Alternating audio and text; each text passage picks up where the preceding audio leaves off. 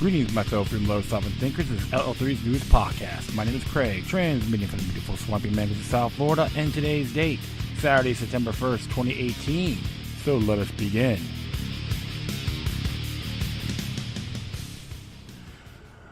Oh, thanks for tuning in, my friends. Beautiful day in Fort Lauderdale, Florida, along the New River.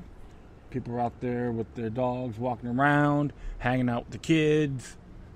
Cloudy here and there, so expect some showers now and then. Under shade. But the trees along this park. Nice little area to do a show. And just, checking on some of the videos I've seen, the little tweets. Looks like one person did a quick video with the Democratic Republican candidate for governor, Andrew Gillum, and made a statement about, you got in front of George Soros. We have a very good relationship for the past 11 years. I'm like, what the hell? So here's the thing, my friends, to all you Gillum worshippers out there, if you're going to use the race card, you'd be contradicting the candidate you support. All right, because George Soros was a Nazi collaborator, Austro-Hungarian Jew. Okay, look, I have ancestors from that area too. Or I just give you guys some input. And the fact is this: on 60 Minutes, the 60 Minutes video interview on 60 Minutes, they had no regrets capturing Jews for the Nazis. Okay, so. Or you're going to go around DeSantis bashing, call him a racist, and saying certain words like monkeying around or monkey this, monkey that is racial, and saying Mr. Gillum's articulate, that's racist. You're just blowing smoke up your own rear end, because the fact is this: if you're going to fall for it, then you're considered a hypocrite because he was funded by a Nazi collaborator that hunted his own people down during occupied Europe. Something to really look at. Don't get me wrong, I'm not the kind of guy I'm going to worship DeSantis and anything like that. But that's a fact. Had to watch it, and I know I'll probably repeat myself a couple times. Always pay attention. Don't believe the hype. Remain vigilant, period. So, without all further ado,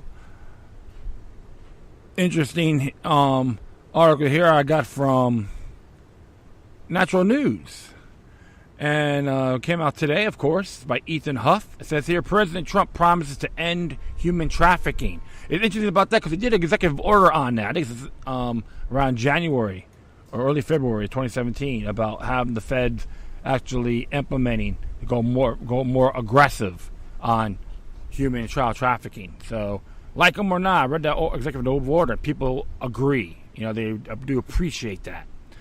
So, like I said, I'm not praising him as my Lord and Savior, but what's right has to be supported regardless. Principle over party, I would say, right? All right, so we'll just check this out. Let's see what it has to say here by Ms. Huff. Responding to a growing body of evidence and increasing public awareness about a pedophilia problem that exists within the highest levels of government and religion, President Trump recently announced that his administration is launching a federal investigation into the matter. As explained by Gobar Zalona from Zalona Report in a video post available at Real Video, the Trump administration is on a mission to put an end to human trafficking, which the president himself described as horrific.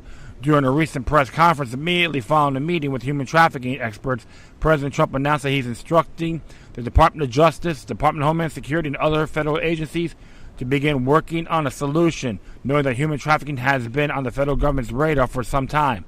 It has been much more focused over the last 4 weeks. I can tell you that. The president told reporters about seriousness with which he's taking the matter.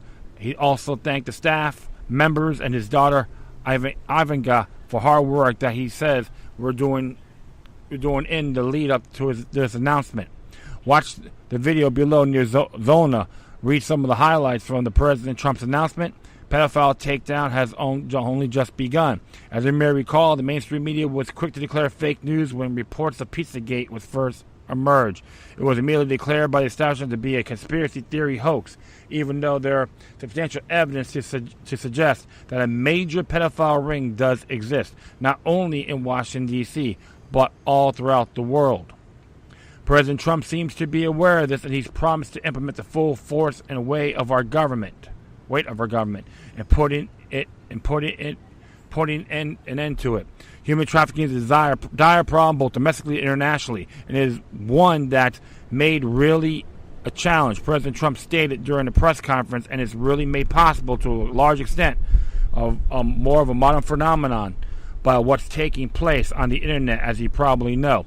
While there already been a few lower level takedowns of pedophile rings, is only the start.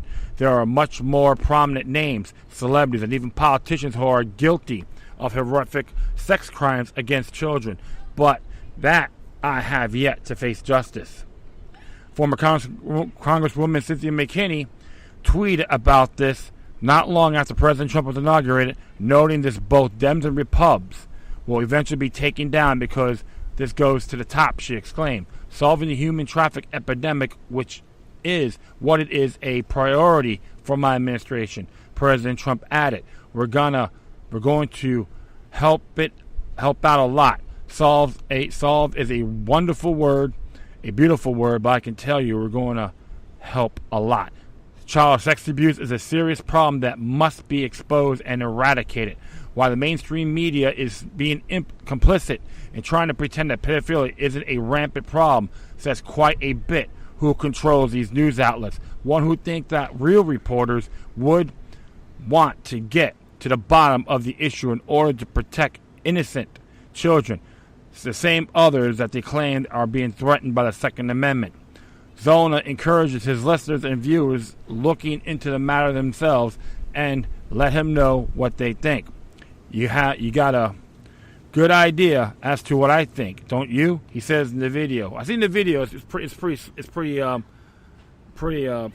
short. But watch Zona's video on Real.video, which is Mike Adams' outlet, alternative to YouTube, which is good. So definitely, I would say yes, I do support this. And it doesn't matter if you like the man or not, what party you're in. It's the principle. Human nature has to be sacred, okay, to our kids and so forth. Doesn't matter what you look like, regardless, race, color, creed, etc.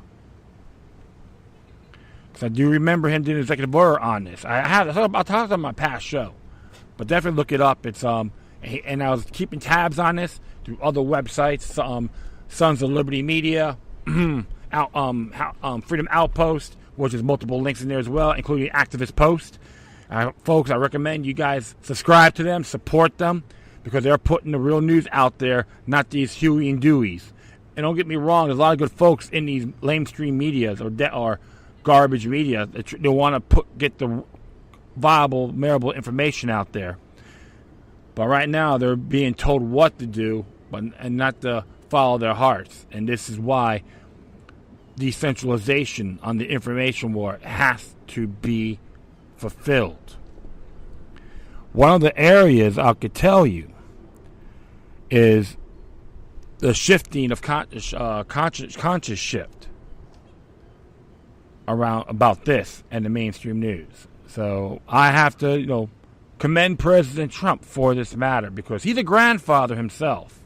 He don't want to see anyone get trafficked around like pieces of meat.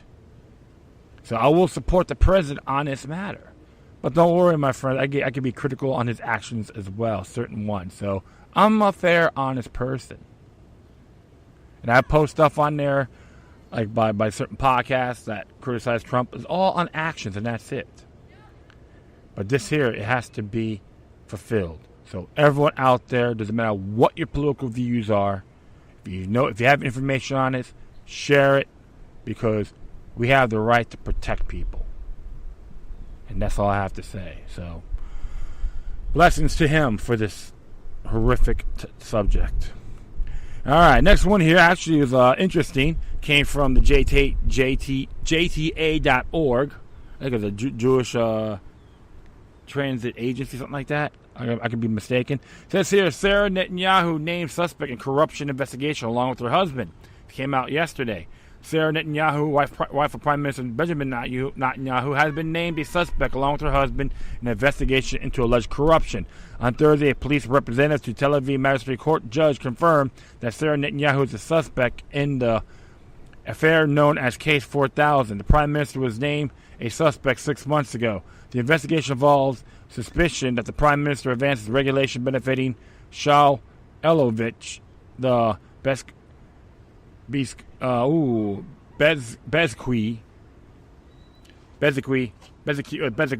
telecommunications giant's largest shareholder, in exchange for positive coverage from the Bezekwi-owned Walla news site. The Netanyahu family issued a statement dismissing Thursday's report. Times of Israel reported. We found a positive article about Kaya, the dog on Walla. The statement to media outlets said, referring to the Netanyahu's late pet. Luckily, Kaya passed away before they managed to include her in the circle of robbery suspects.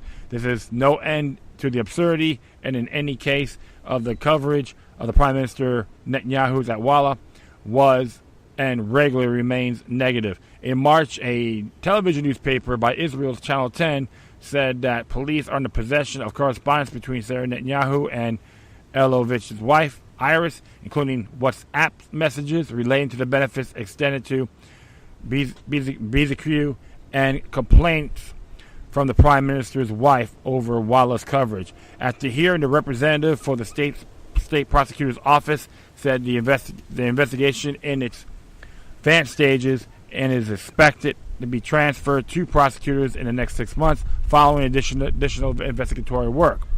According to Hadashot TV News, Yair Netanyahu, one of the couple's two sons, is also suspect in the case. Thought this has not been confirmed by police. So, I'm not crazy about Benjamin Netanyahu with his warmongering and so forth. And don't get me wrong, if it comes to common defense for the people of Israel, I cannot criticize him for it.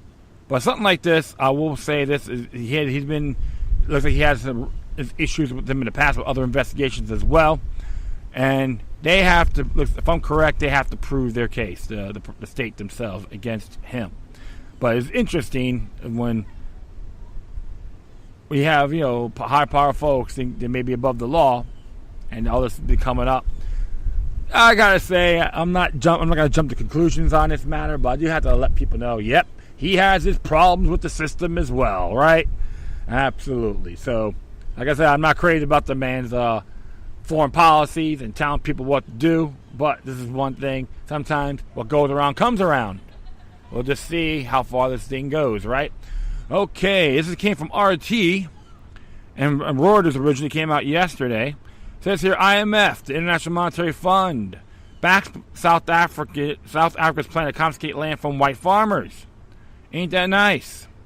So, let's see what they have to say about this. International Monetary Fund approves South Africa's controversial land reform as long as this highly contentious process is rule-based and transparent, according to the fund's representative in the country. Montefiore Malachia,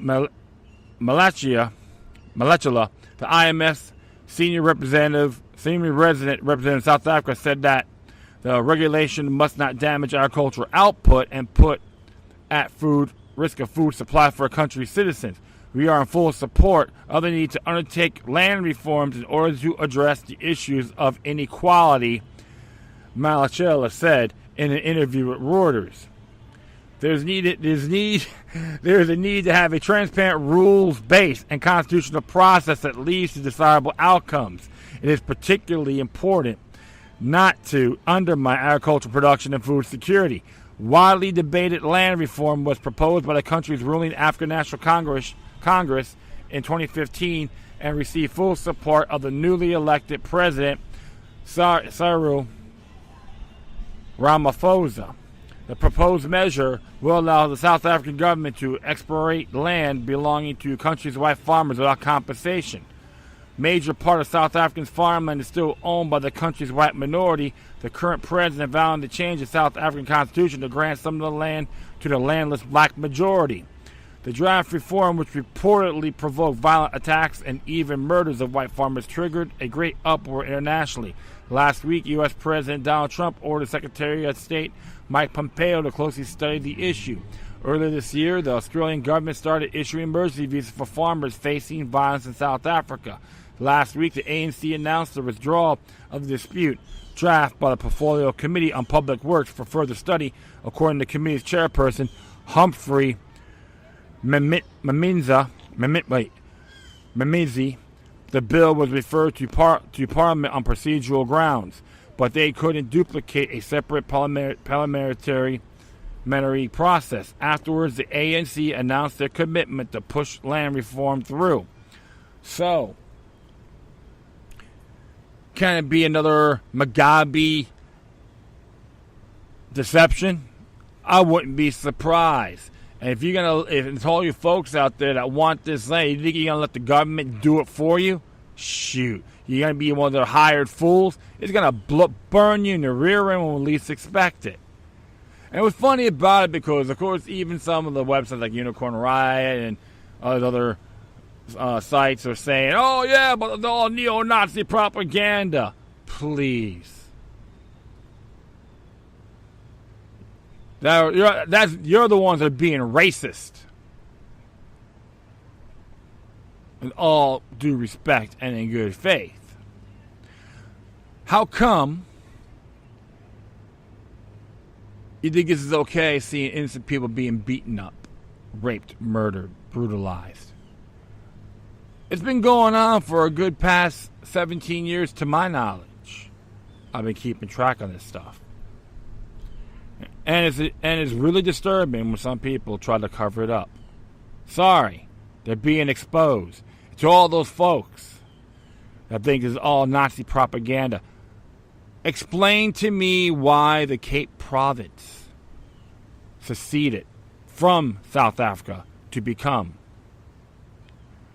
the sovereign state of Good Hope, SSGH. Explain that, if you dare. What's your defense on this tyrannical matter? That's all I gotta say. Because as far as I'm concerned, if this occurs, who's gonna be next? When it comes to tyranny, my friends, it's a domino effect, and it screws everybody, regardless what they look like. Okay? Thank you. Next one here, my friends, came from Judicial Watch. It's a weekly update, so we'll just have some fun here.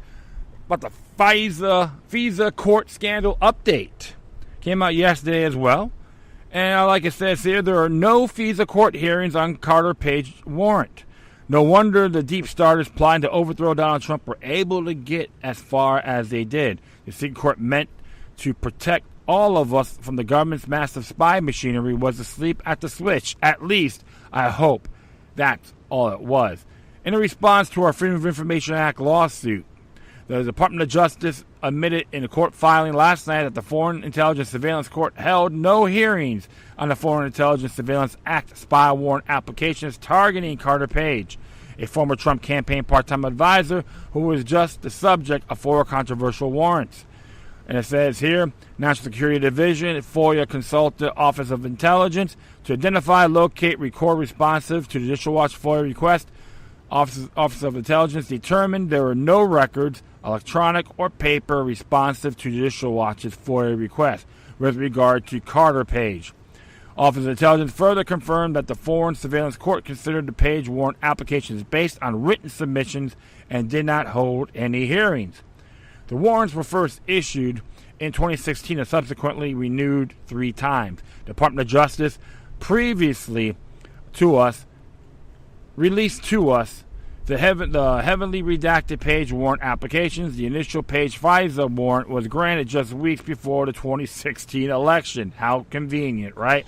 DOJ filing is in response to our lawsuit for the FISA transcripts, or FISA.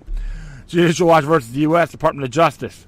In February, Republicans on the House Intelligence Committee released a memo criticizing the FISA FISA targeting of Carter Page. The memo details how the minimally corroborated Clinton DNC dossier was an essential part of the FBI and DOJ's application for surveillance warrants. Spy on Page. We recently filed a request with the Foreign Intelligence Surveillance Court seeking the transcripts of all hearings related to the surveillance of Carter Page. It is disturbing that the Foreign Intelligence Surveillance Court rubber-stamped the Carter Page spy warrants and held no more hearing on these extraordinary requests to spy on the Trump team.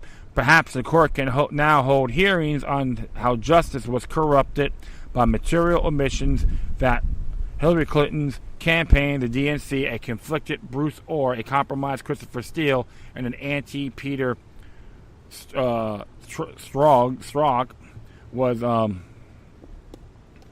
were all behind the intelligence used to persuade the courts approve to the FISA warrants that targeted the Trump team. Like I said, I find it's pretty ludicrous myself, but hey, like I said, there's no hearings, right? More school shootings in federal report just didn't happen. This is one for the annals of fake news. The federal agency is blundering around with innocuous but inflammatory data on a major topic of national contention. It gets called out by a government-supported news outlet. It does nothing about it. Our Corruption Chronicles blog peeks into the window of this funhouse. In an amusing story, a government-funded media outlet notorious for its liberal slant found that overwhelming majority of school shootings listed in the federal report never occurred. The embarrassing blunder involves Department of Education figures stating that schools around the U.S. reported an alarming 235 shootings in a year. National Public Radio launched an investigation and actually contacted every one of the schools included in the DOE data, which was gathered by the Office for Civil Rights. The figures focused on the 2015-2016 school year that revealed that nearly 240 schools reported at least one incident involving a school-related shooting. 3 months later, after every school was contacted by NPR, the stats changed drastically. No more than 2/3 of the reported gun incidents never happened, according to the news outlet. We were able to confirm just 11 reported incidents, either directly with schools or through media reports. The articles state, in 161 cases, the schools or districts attested that no incident took place or couldn't confirm one. In at least 4 cases, we found something that did happen, but it didn't meet the government's parameters for a shooting. About a quarter of the schools didn't respond to our inquiries. A program director at a nonprofit research organization that assisted NPR in analyzing the bogus government data is quoted in the piece saying, "When we were talking about such an important and rare event, this amount of data error could be very meaningful. Even though the DOE is the agency responsible for disseminating the erroneous information in the typical government fashion, it's shrugged off as no big deal. When asked for comment by reporters, the agency said it relies on school districts to provide accurate information. Evidently, the federal agency doesn't bother checking data before publishing it as a fact. In the meantime, the DOE has no plans to correct the errors. The article points out that the confusion comes at times when we need for clear data on school violence has never been more pressing. Dozens of school safety measures have been enacted nationwide on the wheels of high-profile school shootings in Texas and Florida, and public districts are allocating a large sum to boost campus security. Our reporting highlights just how difficult it can be to track school-related shootings and how researchers and educators and policymakers are hindered by a lack of data on school violence. The NPR piece reads, "This is hardly an isolated incident of government inefficiency, but the seriousness of the matter should inspire the feds to provide the public and policymakers with accurate information. Instead, the DOE, a typical bloated agency with a $59 million budget, passed the buck So the so-called Civil Rights Data Collection Division, which apparently plays fast and loose with facts. In the report with the skewed stats, schools were asked, has there been at least one incident at your school that involved a shooting, regardless of whether anyone was hurt? The DOE should have known better than to blindly publish the information. All I had to do was check out the easily available figures provided by a reputable group that maintains a reliable gun safety database. For the same school year that the DOE listed 235 shootings, the group had only 29. There is a little overlap between this and the government, with only 7 schools appear on both, the NPR story says. Drama queens on parade. And you know what? You gotta give NPR credit for this. At least they taken the initiative to verify. Okay? Sometimes they got those monotone voice and wants you to fall asleep and be zombified. However, I like it. So, remember, accuracy is essential. So always, when you focus on information, never go for face value, verify the fine print. Trust me, you'll be better off instead of you step on your own bear trap like the DOE has done. Of course, we all know is gun control at its best. That's what they're trying to go for here. And it says here, Portland mayor endorses an attack on law enforcement. There is a dangerous lawlessness among leftist politicians and activists, and in case of Portland, it's putting a risk of safety of law enforcement. Here is the latest outrage from Portland, courtesy of Judicial Watch's Corruption Chronicles blog. During aggressive protests by criminal Occupy Immigration and Customs Enforcement, ICE, rioters at the federal facility in Oregon's Portland's mayors implemented dangerously restrictive police procedures that ordered officers to ignore calls for help from the federal law enforcement's personal attack. Instead of proactive support, Portland Police Bureau (PBB) were limited to a passive liaison role with the Federal Protection Service. According to records obtained by Judicial Watch, PBB officers were only allowed to respond to life-threatening attacks and 911 calls made by ICE agents and FPS officers. Portland's Mayor Ted Wheeler also serves as the city's police bureau commissioner. Wheeler has been a vocal proponent in his commitment to protect illegal aliens, restrict gun rights, and support burdensome climate policies.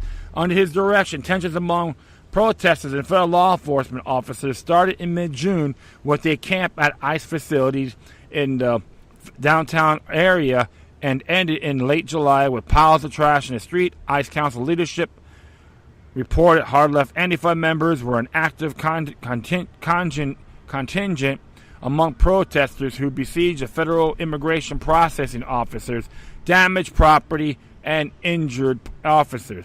Documents obtained by Judicial Watch indicates an alarming hands-off approach instituted by PBB management.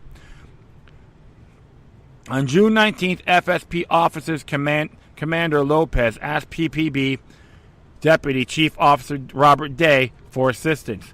Day's refusal in the highly redacted document was clear. At this time, I'm denying your request for additional resources from PBB. Officers were directed not only to proactively patrol the area of the demonstration and to only respond to calls at the demonstration site that have an immediate life safety concern. On June 21st, the mayor's direction was for PBB not to get involved unless lives are in danger. ICE agents on the ground reported that these were daily orders given at briefings to rank and file PBB personnel. Mayor Wheeler's selective enforcement order conflicts with PBB rules. The bias-based policing policy states the Bureau is dedicated to offering courteous and professional service delivery and providing equal protection as a fundamental right under the Constitution to all members of the community. Additionally, all employees are expected to reduce crime and the fear of crime by working with all citizens. Police officers and managers are mandated to respond to requests for police assistance. Law enforcement sources familiar with the situation communicated when police officers disengage from proactive responsibilities and assistance one can expect. masked, helmet, and shielded protesters to assault and endanger federal officers. On July 31st, the National ICE Council sent a cease and desist letter to the mayor, in contrast to the stated commitment the city government to provide equal and effective protection. The owner of the ICE processing building, Stuart Lanquist, was singled out among taxpayers. He received a limited and restrictive law enforcement response during the Occupy ICE demonstrations. Portland police documents confirm if Stuart Lanquist or any other Lanquist calls for police assistance that doesn't fit the life safety concern criteria, please refer him or her to the mayor. Mr. Lanquist told Judicial Watch it is quite an issue, and of course, we were without service for a month and a half. It's something. This is a liberal town, but even so, Judicial Watch filed 2 other public records requests with the PBB to determine if Wheeler's denial of assistance violates federal contractual or memorandum of understanding obligations. Yeah, so that's like to give him a little double standard there. And it's funny too, because we all know I believe Oregon does have a sovereign immunity tort liability law act as well. And I'm just paraphrasing. Public employees are not liable for certain actions. So you have to look at that as well. But it is funny when people say one thing, they want to do another. That's like double standard. So that's why ICE has that, the ICE Council just threw that back at them. So I do find that funny. And you know what? If ICE does their job just for certain areas, that's fine. I don't like when I see them out and about patrolling with the Miami Beach police and all that on urban weekend, for Memorial Day weekend, have a Miami Beach. I'm not only go there, I was watching videos about this stuff. Federal agents going out there everywhere. Like, come on, give me a break. Let the state and the local governments handle that. But I just find it funny. So there's a lot of so you get a lot of dose of deception on the mainstream news, but in reality, it backfires. So always observe responsibly, my friends. Yeah, so next one over here we're going to be checking out. One is from the Daily Bell, which that's a real cool site. I haven't been on in a while. And it came out, I think, the 30th, right? Challenge, how free can you become in 2 years? And this was written by Joe Jarvis on August 30th. American citizens in prison without due process, but there's an easy fix. Imagine agents arrest a suspected illegal immigrant, but illegal immigrants do not have constitutional rights. No due process, no trial, no evidence is needed. So the government holds a suspect illegal immigrant without giving them access to a lawyer. The only problem is the suspected illegal immigrant is an American citizen, and he has now been denied his due process rights simply because the government incorrectly suspected he was an illegal immigrant. Sounds like a far-fetched hypothetical. Think again. This happens routinely. American citizen held for over 3 years. I'm an American citizen. Devonta Watson pleaded with ICE agents. He told judges and jailers the same, but isn't that what they all say? Devonta Watson was held in detention for over 3 years as a deportable illegal immigrant. What did this court appointed? Lawyers have to say nothing, because we was never assigned one. Legal immigrants are not afforded the same rights guaranteed American citizens. It says here there's no right to a court-appointed attorney in an immigration court. Watson, who was 23 and didn't have a high school diploma when he entered ICE custody, didn't have a lawyer of his own, so he handwrote a letter to immigration officers, attached his father's naturalization certificate, and kept repeating his stats to everyone who would listen. Still, Immigration and Customs Enforcement kept Watson in prison as a deportable alien for nearly 3.5 years. Then it released Watson, who was from New York, in rural Alabama with no money and no explanation. Deportation proceedings continued for another year. After 3 years of false imprisonment, agents left the man 1,000 miles from his home, penniless and in prison garb. No due process, no right to an attorney, no right to a speedy trial with a jury of his peers, no rights of the accused, nothing. He was simply an illegal immigrant being held by a foreign government. Except that Davino Watson was, in fact, a United States citizen. Watson was born in Jamaica and moved with his dad in the United States as a teenager. He was 17 when his father was naturalized in 2002. So he became a U.S. citizen on that day, too. Eventually, Watson was released and managed to get a meager court settlement of $82,500. The whole legal disaster could have been avoided if Watson had an attorney at the outset, wrote the district judge who ordered his damages. With the lawyer, plaintiff promptly would have been declared a citizen and released almost immediately after he was arrested, if he were arrested at all, he said. The judge went on to say that in addition to damages, Watson deserved a letter of an apology, but the court was not empowered to provide that courtesy. But Watson would never see the money, let alone the apology. Last summer, an appeals court ruled that Watson is not entitled to compensation. Turns out the statute of limitations expired while he was still in ICE custody.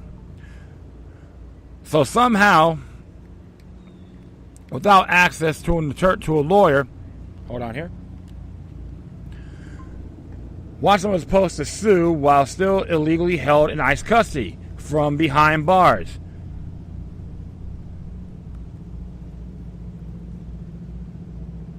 While illegally in prison, the 2-year statute of limitation ran out.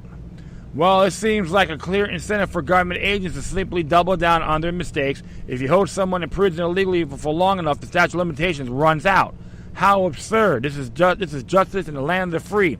Illegal immigrants need constitutional rights, if only to protect American citizens' rights.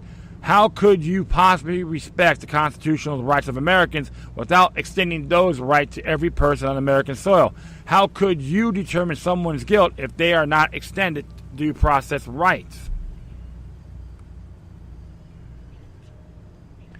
This is the whole point of having rights when you're arrested in America. It also provides process to defend yourself. Instead, the agents in this case served as judge and jury. Not an isolated incident. That judge that upheld the statute of limitations said there could be no exception for the entire common state of affairs. Well, that is terrifying thought, isn't it? The Davino Watson case is entirely common. Yes, unfortunately, seems to be the case. In 7.5 years, ending in February, ICE reviewed 8,043 citizenship claims of people in custody, according to figures provided by the Department of Homeland Security. In 1,488, nearly a fifth of those cases, ICE lawyers concluded that evidence tended to show that the individual may, in fact, be a U.S. citizen. May. The DHS spokeswoman said victims include a landscaper snatched in a Home Depot parking lot in Rialto and held for days despite his son's attempt to show agents the man's U.S. passport. A New York resident locked up for more than 3 years fighting deportation efforts after a federal agent mistook his father for someone who wasn't a U.S. citizen. And a Rhode Island housekeeper mistakenly targeted twice, resulting in her spending a night in prison, and the second time even though her husband had brought her U.S. passport to a court hearing. People are concerned about illegal immigrant children are being held in detention centers, but a 10-year-old American citizen was held for 2 months in a Texas detention facility, mistakenly identified as an illegal immigrant. And this is the whole point. When the U.S. government considers you guilty and forces you to prove your innocence, you have no rights. And I condemn that with a passion, my friends. Now I'll continue on here. We could, but we don't interview because we have all the information, all the facts. An ICE agent said in a federal court deposition explaining how we use database searches to mark a Chicago man for deportation. In 2011, UC Berkeley's study of ICE's early use of ident found in 6 citizens, including one who had previously been deported, in a sample of 375 arrests, an error rate that would affect thousands of Americans on a national scale. And the government audits show that Last year, 52,000 people were wrongly tagged in the Central Index System, a key database used by immigration agents is being ineligible to work in the U.S. And that attitude among federal agents is why they ignore family members who rush to present passports and other documents when their family members are mistakenly arrested by ICE.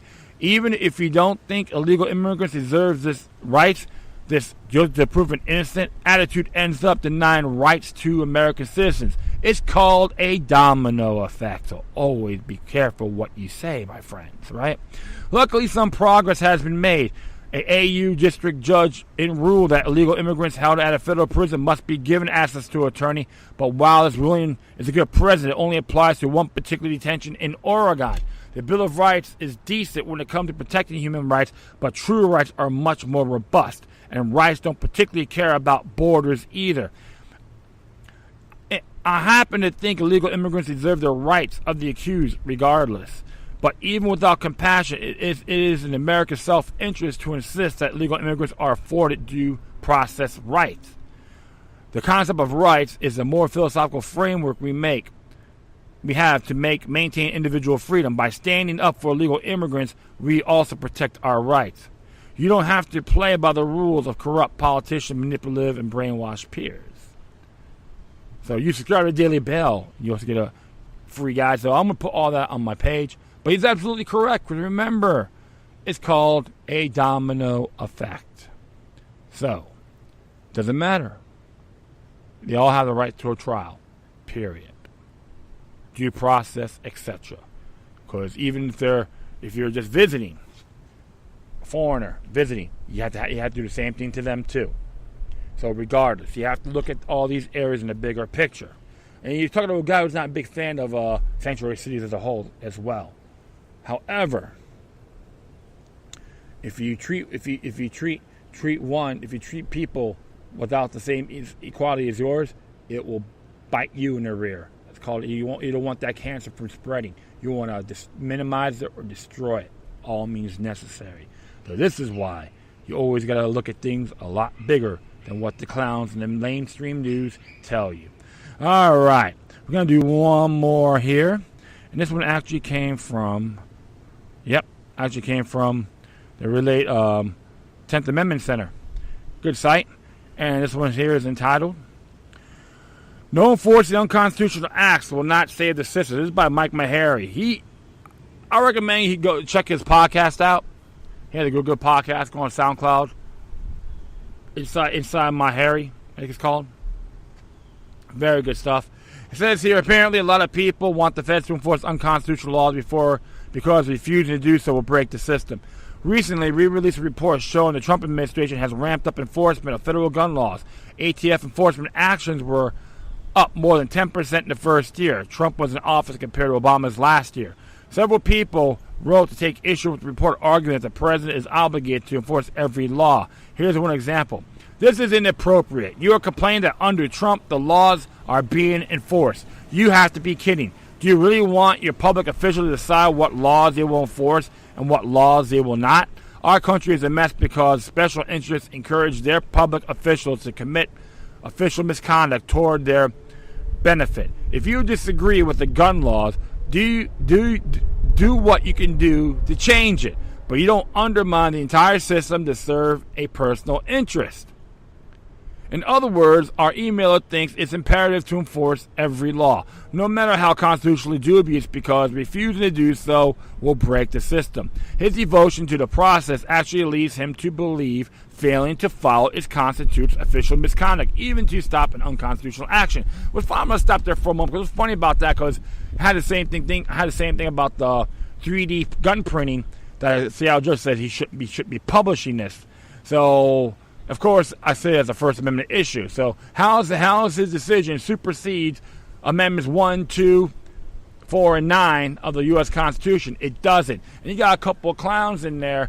I call them trolls or strawman trolls, saying one guy goes, "Oh well, the judge knows more about the law than you." I start laughing, and another person has the audacity and says, "Well, the founding fathers didn't think about 3D printing or technology."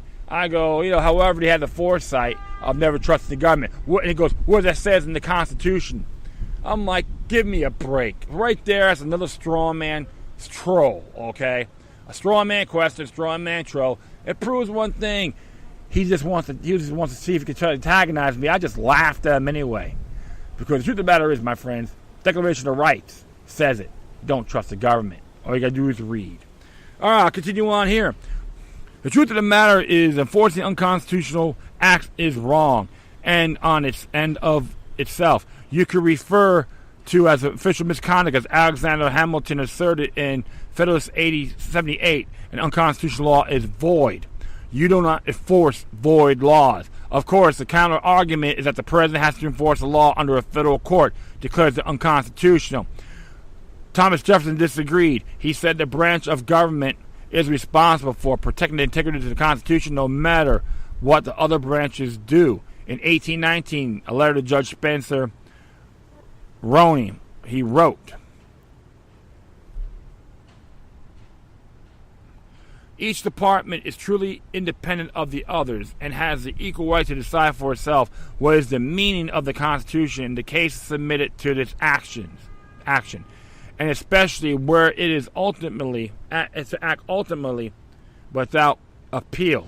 James Madison agreed with Jefferson. As a member of the first Congress, he made a speech on the House floor saying, it is incontrovertibly of as much importance to this branch of government as to any other, that the Constitution should be preserved entire. It is our duty, so far as it depends on us, to take care that the powers of the Constitution be preserved to entire to every department of government. Later, Madison wrote in 1834, letter to an unknown recipient, as legislative, executive, and judicial departments of the U.S. are coordinated and each equally bound to support the Constitution, it follows that each must, in exercise of its functions, be guided by the text of the Constitution according to its own interpretation of it, and consequently, that in the event of irrevocable interpretations, the prevalence of one or the other department must depend on the nature of the case as receiving its final decision from the one or the other, and passing from that decision into effect without involving the functions of any other. President Andrew Jackson made the same point even more clearly in his national bank veto. The Congress, the executive, and the court must each for itself be guided by its own opinion of the Constitution. Each public officer who takes an oath to support the Constitution swears that he will support it as he understands it, and is not as is understood by others. I will take this step further. If the president enforces a law he knows is unconstitutional, he commits treason. Hopefully every former president is hearing this, including President Trump, with all due respect. That may sound like an extreme statement, but that's exactly what St. George Tucker said in his first systematic commentary on the Constitution he wrote. If in a limited government the public functionaries exceed the limits which the Constitution prescribes to their powers, every such action is an act of usurpation in the government, and as such, treason against the sovereignty of the people, which is thus endeavored to be subverted and transferred to the usurpers. So I'll continue on here. Every person who swears an oath to defend and protect the Constitution takes on the obligation to act when anybody threatens it. That includes people in other branches of the federal government.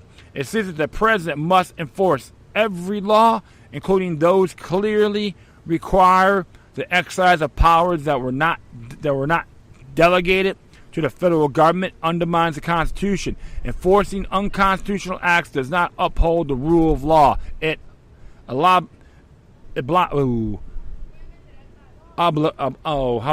was messed up here. Obliterates it.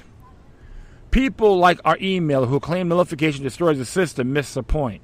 Usurpation of power and unconstitutional acts already threaten to destroy the system. Letting these acts continue because of fidelity to some mythical process doesn't seem save the system. It breaks it down further. Thank you, Mr. Meharry. I always enjoy reading his work, and he's absolutely correct. And not just President Trump, but everyone who's in office right now. I can give you a big list that anyone that's against the Constitution are treasonous, regardless of party. And there's some in my district does that too.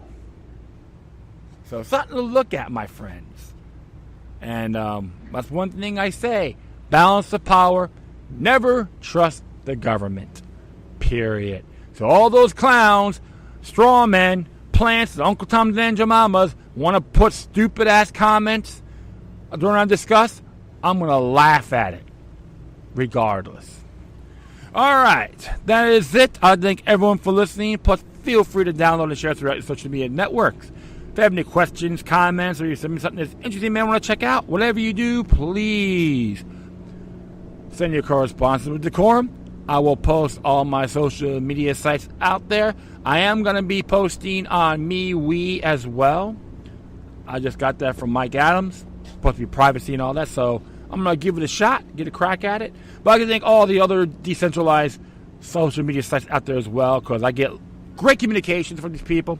I think it's awesome. And Facebook and all that, same thing. You know, I get some comments there as well. Okay, utilize social media, my friends. Strong content's good. Keep the media grassroots alive. All right? In addition, you can email me at lookyluck3@gmail.com or do encrypted ones that have a Proton Mail account. lookyluck03@protonmail.com.